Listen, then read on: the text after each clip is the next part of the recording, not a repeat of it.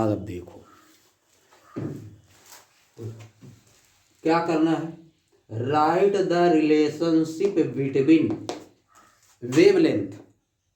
क्या है वेवलेंथ? क्या होता है? डिस्टेंस होता है। वेवलेंथ क्या होता है? Distance. Distance in time period.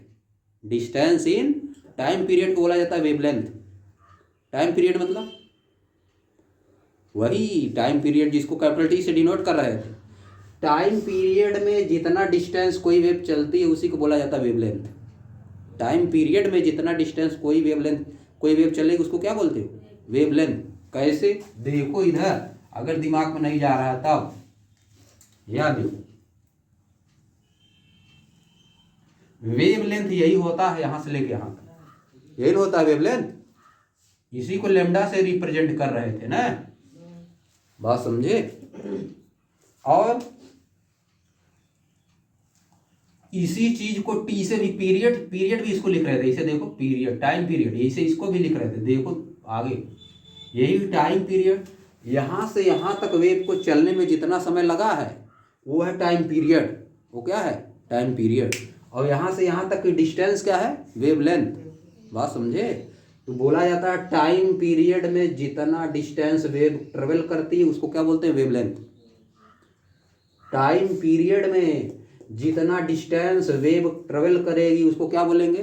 Wavelength. इसी को यहाँ से यहाँ तक लेमडा प्रेजेंट किए थे, इसी को टाइम पीरियड भी बोले थे। अगर इस पे टाइम रिप्रेजेंट करोगे तो या तुम्हारा यहाँ से यहाँ तक टाइम पीरियड हो जाएगा, समझिए?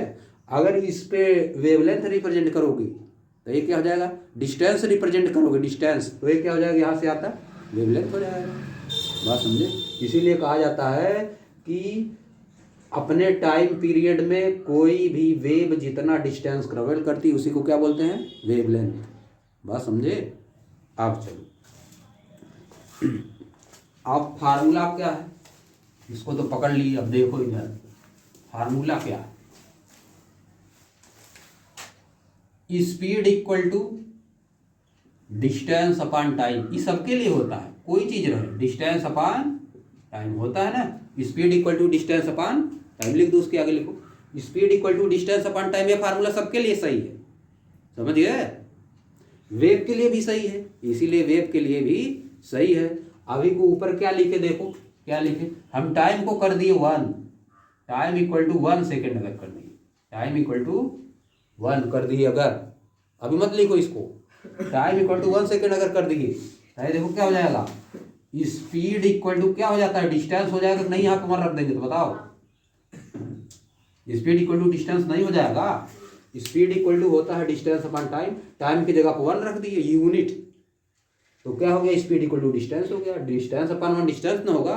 इसीलिए बोले हैं कोई भी पार्टिकल, वेव का कोई भी पार्टिकल पर यूनिट टाइम में, अभी को लिखे हो जो, वेव का कोई भी पार्टिकल पर यूनिट टाइम में जितना डिस्टेंस ट्रेवल करता है उसको क्या बोलते हैं? स्पीड। यही लिखे हो तुम, समझ गए? बात पकड़ पाए कि नहीं? किसी भी वेव का पार्टिकल पर यूनिट टाइम में जितना डिस्टेंस कवर करता है उसे क्या बोलते हैं? स्पीड। समझिए बात समझ पाए कि नहीं? सबके लिए सही है फार्मूला है, ये नहीं कि केवल वेव के लिए सही है, सबके लिए सही है। तो अब देखो स्पीड को हम वहां पे लिख रहे हैं v, ऊपर क्या लिख रहे हैं? स्पीड को, यही से अब यहां तुमको लिखना है। स्पीड को लिख रहे हैं v, स्पीड को क्या लिख रहे हैं? v। और डिस्टेंस को वेवलेंथ मान ले रहे हैं। डिस्टेंस को अगर वेवलेंथ मानेंगे तो टाइम को क्या मानेंगे? कैपिटल टी, क्योंकि जो टाइम पीरियड में डिस्टेंस कवर होता है वही वेवलेंथ होता है, समझिए? क्योंकि जो टाइम पीरियड में डिस्टेंस कवर होता है वही क्या होता है? वेवलेंथ होता है। ऊपर वाला डिस्टेंस कितना हो गई? लेमडा, वेवलेंथ, और टाइम पीरियड हो गया तुम्हारा टाइम, क्योंकि टाइम पीरियड में जो डिस्टेंस कवर होता है वही वेवलेंथ होता है। टाइम पीरियड में जो डिस्टेंस कवर होगा वही क्या होगा? वेवलेंथ। बात समझे? नहीं समझ पाए? अब देखो यहाँ पे इधर बगल में एक रिलेशन ए भी है, अगर चाहो एक रिलेशन ए भी है। कि speed of sound equal to wavelength upon time period, wavelength upon time period. और देखो फार्मूला पता तुमको पहले से है कि nu equal to f equal to 1/t, यह पहले से फार्मूला है। Frequency equal to 1 upon time period पहले से पता है कि नहीं। तो 1 अपॉन टी की जगह पर रख देंगे, देखो v, इसको ऐसे लिख दें 1 अपॉन टी इंटू लेमडा लिख दे तो कोई दिक्कत है नहीं है, वही बात ना है। तो 1 अपॉन टी की जगह पे एफ रख दो, चाहे न्यू रखो, बात समझे। देखो क्या हो जाएगा, v इक्वल टू क्या हो जाएगा, एफ लेमडा लिख दो, चाहे क्या लिख दो, न्यू लेमडा लिख दो, कोई दिक्कत है, बात समझे। देखो आ गया, ये रिलेशनशिप समझ गए, ये क्या है, ये रिलेशनशिप है, इसमें लेमडा वी एंड न्यू में ये रिलेशनशिप है, समझ गए। यानी क्या, speed of sound equal to frequency into wavelength, speed of sound equal to क्या, FREQUENCY, फ्रीक्वेंसी इंटू वेवलेंथ, या फार्मूला है, क्या है, वेवलेंथ, या हो गया, यही है साउंड का स्पीड कितना होता है, फ्रीक्वेंसी इंटू वेवलेंथ, हो गया, यही रिलेशनशिप है। देखो इधर फिर से देखो, graphical representation related to sound waves, graph से रिप्रेजेंट करना है साउंड वेव को, इसमें कौन कौन सा ग्राफ बनता है। तो क्वेश्चन पहला, explain low pitch and high pitch sound waves लिख देना, आगे explain low pitch and high pitch sound, बस हो गया, समझ गए। हाई पिच साउंड मतलब high frequency, high pitch sound मतलब क्या, हाई फ्रीक्वेंसी। लो पिच साउंड मतलब लो फ्रीक्वेंसी, समझ गए। हाई पिच साउंड जो रहेगा हमको ज़्यादा अच्छा लगेगा सुनने में, हाई पिच साउंड नॉर्मली, इन normal condition high pitch sound कानों को अच्छा लगता है सुनने में, समझ गए, हियर करने में अच्छा लगता है। और लो पिच साउंड हियर करने में अच्छा ज़्यादा नहीं लगता नॉर्मल कंडीशन। लेकिन अब इतना ज़्यादा हाई पिच हो गया कि एकदम कुछ पता नहीं चल रहा क्या आ रहा है कि नहीं। एक limited high pitch, normal condition इसीलिए बोल रहे हैं, नॉर्मल कंडीशन में high pitch sound is better than low pitch sound, समझिए। High pitch sound is better than low pitch sound but in normal condition, but in normal condition, समझिए, ये हो गया। हाई फ्रीक्वेंसी लिख देना यहाँ पे, हाई पिच मतलब हाई फ्रीक्वेंसी, आगे बगल में लिख देना हाई फ्रीक्वेंसी। आगे देखो लो फ्रीक्वेंसी, समझिए। लो पिच साउंड मतलब low frequency, high pitch sound मतलब हाई फ्रीक्वेंसी, ऐसे लिख देना। ये सब जितना बात बताएं सब लिखना है, बात समझिए। लिखवाए थे तो इस बार इसे लिख देना तुम अपने से। आप देखो, explain softer sound and louder sound, तो इसमें क्या होगा, ग्राफ हम बना रहे हैं दो, ग्राफ को तुमको बताना कौन सॉफ्ट साउंड का कौन लाउड साउंड है। देखो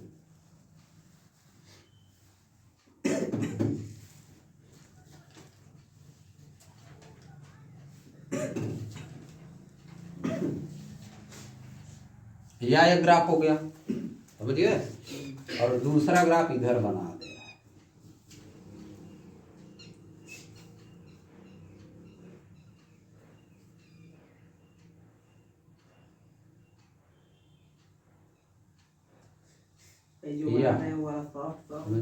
यह वाला तुम्हारा सॉफ्ट साउंड है, क्योंकि इसका एम्पलीट्यूड कम in comparison to this, in comparison to this amplitude.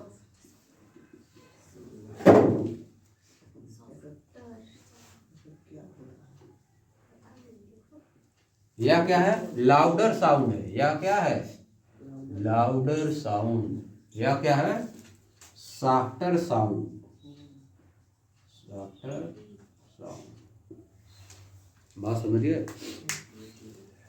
लिखोगे कि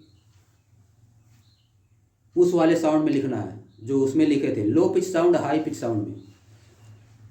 it is not necessary, it is not necessary that there is different amplitude of low pitch sound and high pitch sound, but in softer sound and louder sound there is the difference in amplitude, there is difference in amplitude, इसमें difference रहेगा, amplitude में इसमें difference रहेगा।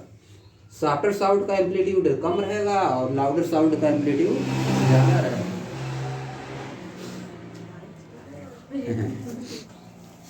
कैसे खींचोगे बताओ। Question है draw the graph of sound in term of pressure and average pressure, और दोनों ग्राफ एक ही बनेगा। Draw the graph of sound in term of density and average density. देखो यार ग्राफ दोनों के कई, इसका ग्राफ नहीं बना, इसका बना देता हूं। ये आप देखो,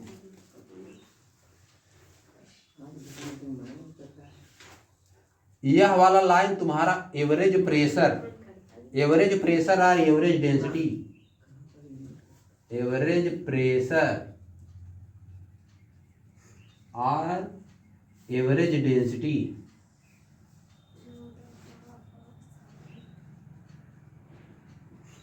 एवरेज प्रेशर और एवरेज डेंसिटी, और यह वाला लाइन एवरेज और प्रेशर और डेंसिटी,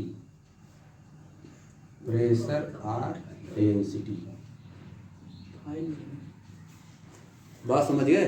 इधर देखो, बंद किया क्या जी, इधर देखो, देखो इधर प्रेशर यहाँ सबसे ज़्यादा रहेगा ऊपर वाले पे, यहाँ प्रेशर सबसे ज़्यादा रहेगा, यहाँ प्रेशर सबसे कम। यह लाइन क्या रिप्रेजेंट करेगी, एवरेज प्रेशर। बात समझिए, क्रेस्ट पे प्रेशर सबसे ज़्यादा और ट्रफ पे प्रेशर सबसे कम, यहाँ पे कंप्रेशन सबसे ज़्यादा, यहाँ कंप्रेशन सबसे कम, और बीच में एवरेज कंप्रेशन। कंप्रेशन डेंसिटी ही होता है और प्रेशर ही होता है। कंप्रेशन क्या होता है, डेंसिटी या प्रेशर। यह तुम्हारा ग्राफ हो गया। इधर देखो क्या दिया है, draw the graph of distance travelled by sound wave, distance travelled by sound wave and displacement of the particle of the medium. Sound जिस मीडियम में चल रही है उसके पार्टिकल का डिस्प्लेसमेंट क्या है उस समय, और साउंड वेव जो डिस्टेंस आगे चल रही है उसमें ग्राफ खींचना है। तो साउंड वेव का पार्टिकल कैसे डिस्प्लेस करता है, डिस्प्लेसमेंट कैसे होता है, मीडियम जो रहेगा ऐसे होता है। साउंड वेव दो तरह से होता है, या तो जिस डायरेक्शन में चल रहा है उसके पैरेलल करेगा, या तो जिस डायरेक्शन में चल रहा है उसके परपेंडिकुलर करेगा। इसी तरह से जो वाइब्रेट ऑसिलेशन होता है, समझिए।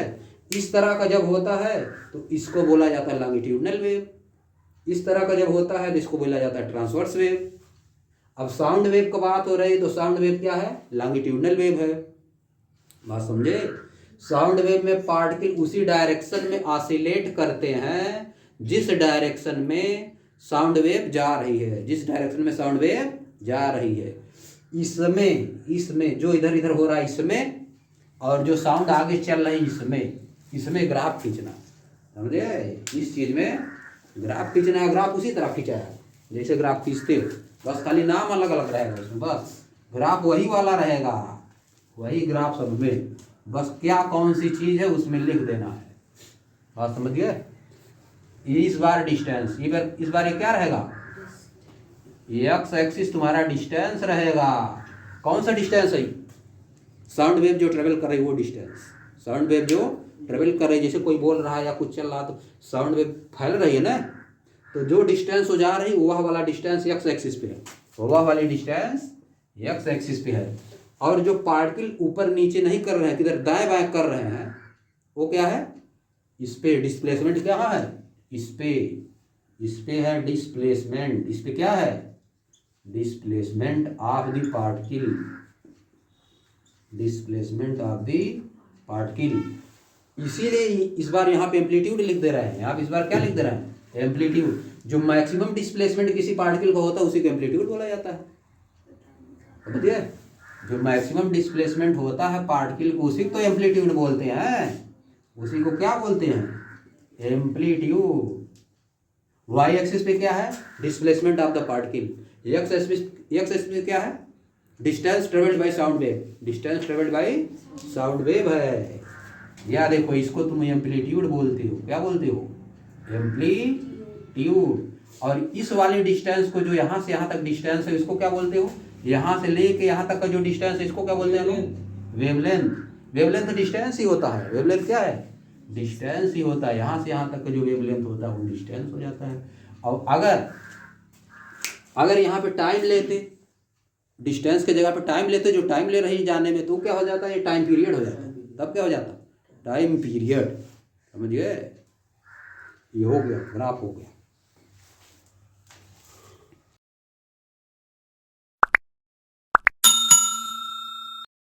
देखो बहुत बढ़िया क्वेश्चन आएगा परीक्षा में पक्का। तुम लोग 9th में जो बोर्ड वाला एग्जाम होगा, तो वो बोर्ड वाला नहीं, जब तुम लोग जो होता है इस तरह का आएगा। A sound wave has a frequency of 2 kilohertz. लिख दोगे सॉल्यूशन, न्यूमेरिकल नहीं पूछे जाते। फिर लिखोगे गिवन। फिर क्या लिखोगे? गिवन। क्या दिया है? तुमको लिख लिख के लिखना है। फ्रीक्वेंसी ऑफ साउंड वेव हम नहीं लिखेंगे, तुमको लिखना है। Frequency of sound wave F equal to nu. F लिखो या न्यू, दोनों इक्वल टू कितना दिया है? 2 kilo H Z, 2 kilo hertz. इसको हम चेंज करेंगे हर्ट्ज में। Equal to 2 into 1000 hertz. ऐसे लिख दो। मान लो तुमको नहीं पता है तो लिखना पड़ेगा 1 kilo hertz equal to 1000 hertz. जैसे 1 किलोग्राम इक्वल टू 1000 ग्राम, उसी तरह से। समझिए? अब ये हो गया। तो तुम्हारा यानी ये आ गया कितना? F equal to nu equal to 2000 hertz आ गया। ऐसे लिख दो। फिर और क्या दिया है? क्या दिया जी? लिख देना wavelength of the sound wave. Wavelength of the sound wave lambda equal to, इसको लेमडा से रिप्रेजेंट किया जाता है 0.5 मीटर। इसको चेंज करने की जरूरत किसी में है नहीं, क्योंकि मीटर में है। सेंटीमीटर में तो चेंज करने की जरूरत होती नहीं है। देखो फ्रीक्वेंसी इक्वल टू फार्मूला तुमको बताया था 1/t। 1/t ना है। देखो इसको हम लिख सकते हैं 1/सेकेंड। 1/सेकेंड। तो सेकेंड ऊपर जाता है तो सेकेंड का पावर -1। सेकेंड का पावर -1। इसी को लिखा जाता है हर्ट्ज। इसी को क्या लिखते हो? हर्ट्ज। सेकेंड का पावर -1 को क्या लिख देते हो? हर्ट्ज। सिंबल दे दिया गया, इस तरह नहीं लिखना पड़े। सेकेंड की पावर 1/सेकेंड को क्या कहते हो? हर्ट्ज। क्योंकि फ्रीक्वेंसी का 1/सेकेंड भी होता है, तो सेकेंड का इनवर्स कहो चाहे हर्ट्ज कहो, क्या कहो? उसी को हर्ट्ज बोला जाता है। उसी को क्या बोला जाता है? हर्ट्ज। उसको समझ लो, कहीं पाए अगर गड़बड़ा जाओ। आप देखो याद दिया है लेमडा इक्वल टू 0.5 मीटर, इतना लिख दिए। फिर लिखोगे क्या? लिखोगे v, लिखोगे speed of sound wave v equal to question mark. Speed of sound wave v equal to question mark. और लिख दोगे time period capital T of sound wave equal to question mark. ये दो चीज निकालना है। तो फार्मूला लिखो, we know that v equal to F lambda होता है ना। वी नो दैट लिखोगे क्या? वी नो दैट कि v equal to F lambda, या इसी को न्यू लेमडा लिखा जाता है ना, या लेमडा न्यू इसे लिखा जाता है। तो जब दिया है तो रख दो ना उसी पे। यह हो गया 2000 और इधर 0.5, तो ये कितना हो जाएगा? 1 0 205 1000 हो जाएगा सीधे। 1000 हो गया। क्या हो गया? मीटर पर सेकंड हो जाएगा। मीटर पर सेकंड स्पीड है तो मीटर पर सेकंड हो गया। आंसर आ गया। इसको लिख दो 10⁻³ मीटर पर सेकंड, या इसी को लिख सकते हो 1 किलोमीटर। लिख सकते हो नहीं? 1000 मीटर में 1 किलोमीटर होता है ना। 1 किलोमीटर पर सेकंड भी लिख सकते हो। समझ गए? यानी 1 सेकंड में 1 किलोमीटर जाए। समझ गए? बात समझ पाए कि नहीं? 1 सेकंड में 1 किलोमीटर। आप देखो ये क्या आ गया? स्पीड आ गई। आप देखो अब क्या निकालना है? T, time period. Time period T equal to हम लोग जान रहे हैं टी इक्वल टू क्या होता है? 1/f होता है कि नहीं? f इक्वल टू 1/t जब होता है तो t इक्वल टू 1/f भी ना होगा। तो t इक्वल टू क्या हो जाएगा? t equal to 1। रुको मिटा दे थोड़ा सा। हाँ कहाँ चला गया? t equal to 1/f। तो t इक्वल टू 1/f होता है। तो 1/f का वैल्यू दिया है, कितना दिया है? 2 × 1000, यही ना दिया है यहाँ पे। तो इसको ऊपर कर दो, 1/2 इंटू 10⁻³ लिख दे रहे हैं। कोई दिक्कत है? नहीं है। तो ये क्या हो जाएगा, 0.5 इंटू 10⁻³ लिख दिए। ये सेकंड में आएगा। अरे देखो, अब इसको लिख सकते हो 5 इंटू 10⁻⁴ लिख सकते हो सेकंड। ये आ गया तुम्हारा आंसर, यह आंसर आ गया 5 इंटू 10⁻⁴ सेकेंड। समझ गए? ये दोनों आंसर हो गया। इधर देखो, मान लो यहाँ पर आदमी है, यहाँ पर आदमी है, और नहीं बादल यहाँ पे है, गरजने वाला बादल यहाँ पे है, और नहीं यहाँ से गरजता चमकता है एक साथ। चमक वाला देख लिया, चमक वाला पहले देख लिया, तो चमक वाले के 4 सेकंड बाद सुना। यहाँ से लेके यहाँ तक डिस्टेंस चलेगी। साउंड यहाँ से निकली, साउंड यहाँ से निकली तो यहाँ पे चली, यहाँ तक आई ना, इतना डिस्टेंस डी कवर की। ये डिस्टेंस हमको ज्ञात करना है। पर्सन यहाँ पे है, क्लाउड यहाँ पे है, समझ गए? क्लाउड और यहाँ पे है पर्सन और इसके बीच का डिस्टेंस क्या? यहाँ से यहाँ तक आने में टाइम लिया है 4 सेकंड। और स्पीड दे दिया है SECOND। स्पीड कितना दिया है? v। Speed v equal to कितना दे दिया? 340 मीटर पर सेकंड दे दिया। अब फार्मूला होता है distance equal to speed into time कर दे सीधे। Speed equal to distance upon time होता है, या कर दी। स्पीड जब दे दिया है, स्पीड कितना दिया? 340। अब सेकंड टाइम दे दिया 4, तो सीधे आंसर आ जाएगा। क्या होगा? इतना मीटर, यानी 1.46 किलोमीटर। यह आ गया आंसर।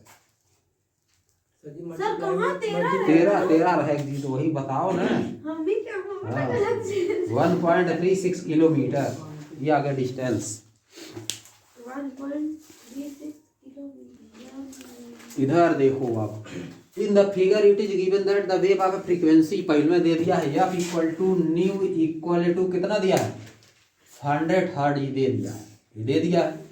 और is produced in the string, एक धागे में हुआ। फिर इसके बाद फाइंड इट्स एम्पलीट्यूड, एम्पलीट्यूड दिया है तो सीधे लिख देना है। एम्पलीट्यूड कितना दिया है? एम्पलीट्यूड ए इक्वल टू देने दिया कितना? 5 सेंटीमीटर। चलो, और वेवलेंथ दे दिया WAVELENGTH। Wavelength lambda equal to कितना दे दिया? 2 सेंटीमीटर। और velocity v equal to question mark. Nature of the wave अभी पता चलेगा, नेचर ऑफ द वेव अभी जब निकल जाएगा सब तो पता चलेगा। आप देखो, नेचर ऑफ द वेव मतलब क्या चीज? हाई पिच है कि लो पिच है, कितना फ्रीक्वेंसी पता चलेगा ना। आगे देखो, अब देखो तुमको निकालना है। फार्मूला होता है v equal to F lambda, होता है ना। एफ दिया है, क्या दिया है? 100 हर्ट्ज, 100 दिया है। स्पीड में निकालना है। और देखो, और लैम्डा दिया है तो सेंटीमीटर में दिया है, तो इसको मीटर में चेंज करना पड़ेगा। 2 centimetre equal to 2 into 10⁻² metre हो जाएगा। समझ पाए? 100 से डिवाइड करोगे, 2 इंटू 10⁻² लिख दे, खत्म हो गया। 2 केवल आ गया, 2 मीटर पर सेकेंड है, दोनों खत्म हो जाएगा। v आ गया, v स्पीड कितना आ गई? 2 मीटर पर सेकेंड। समझ गया? ये सब आ गया, 2 मीटर पर सेकेंड।